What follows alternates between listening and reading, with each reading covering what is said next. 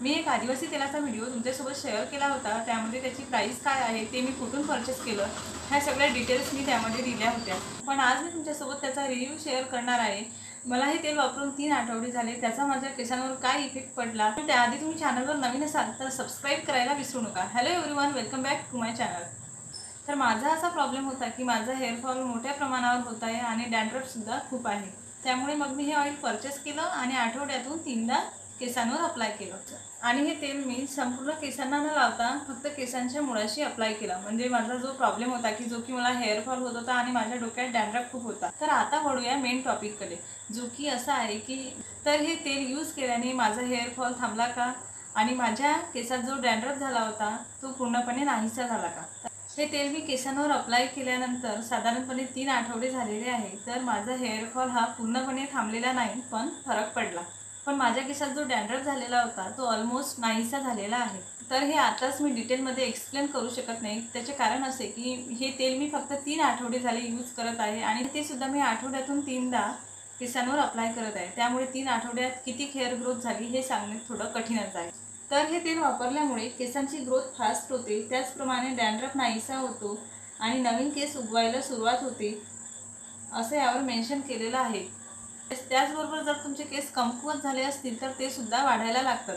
पण जर केसांचे मूळच नाहीसे झाले असतील तर त्यावर नवीन केस कुठून येणार।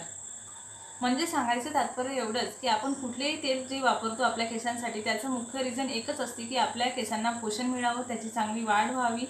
पण माझं असं वैयक्तिक मत आहे की रोज केसांवर हेअर ऑइल अप्लाय करायची काहीच गरज नाही। मी यूट्यूबवर बरेचसे व्हिडिओ बघितले ज्यांनी हे तेल रोज केसांवर अप्लाय केलं।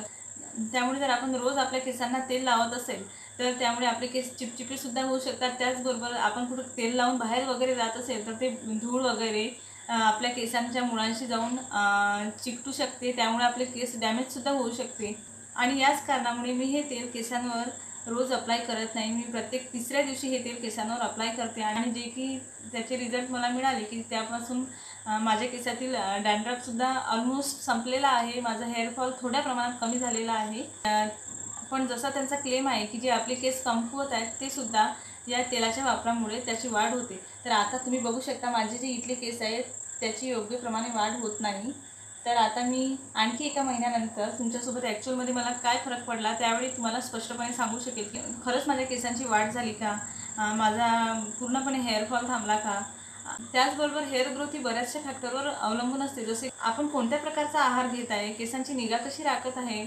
आणि बऱ्याचदा असं होतं की ज्या लग्न झालेल्या गृहिणी आहेत त्या इथे महागात कुंकू भरतात। तर मार्केटमध्ये जे कुंकू आजकाल अवेलेबल आहे त्यामध्ये त्याचा कलर लाल होण्यासाठी किंवा ते दीर्घकाळ टिकण्यासाठी त्यामध्ये बरेचसे केमिकल वापरले जातात। त्यामुळे सुद्धा इथे आपला भाग हा पातळ होऊ शकतो आणि बऱ्याच जणांचा झालेला आहे, तो मी सुद्धा बघितलेला आहे।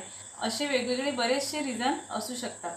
आणि तुम्हाला जर ओरिजिनल हेअर ऑइल परचेस करायचं असेल तर मी व्हिडिओच्या डिस्क्रिप्शन बॉक्समध्ये लिंक देते की जिथून मी परचेस केलं, तुम्ही त्यावरून परचेस करू शकता। बरोबर, तुम्हाला या तेलाविषयी डिटेलमध्ये जाणून घ्यायचं असेल तर मी ऑलरेडी यावर एक व्हिडिओ बनवलेला आहे, त्याची लिंक मी डिस्क्रिप्शन बॉक्समध्ये देते, ते सुद्धा तुम्ही चेक करू शकता। आणखी मी 1 महिन्यानंतर तुमच्यासोबत एक व्हिडिओ शेअर करेल आणि त्यावेळेस मला हे सगळे पॉईंट डिटेलमध्ये तुमच्यासमोर मांडता येईल की मला खरंच याचा फरक नेमका किती % पडला। तुम्हाला हा व्हिडिओ कसा वाटला ते कमेंट करून नक्की मला सांगा आणि चॅनलवर नवीन असाल तर सबस्क्राइब करायला विसरू नका। पुन्हा भेटू आणखी एका नवीन टॉपिकसोबत, तोपर्यंत बाय बाय।